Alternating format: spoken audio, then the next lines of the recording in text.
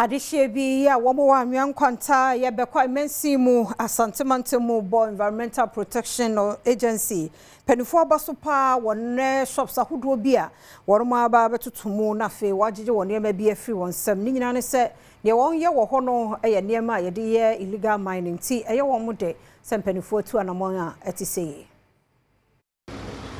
ewo Environmental Protection Authority omo anamuntu omo hwe tu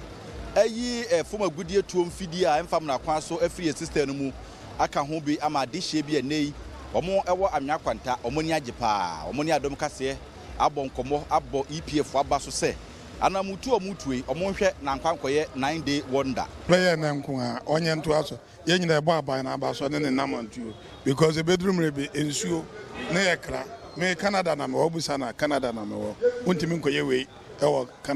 Canada se untimi mfa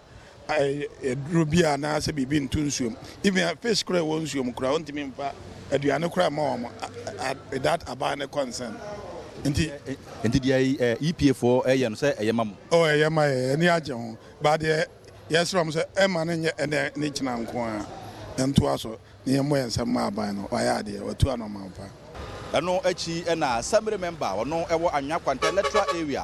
wone Adom kase bonkomo na osrem penifo se nkebe ya hot ho no mpanifo hwe na nkomunsi ano kwan se de be betumi aboa na ebi emma omanumu ebiem emetisa na okay abana na mo to na ye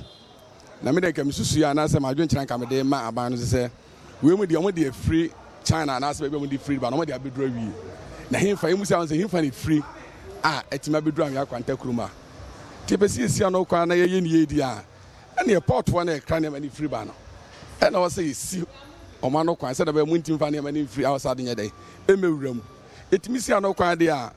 ene ma na mabiem tie esi ano kwan wi na nka operation mu ye so to aso na se etima yine mani nyina free system mu ekoba sa de na se mana monto na etima di mu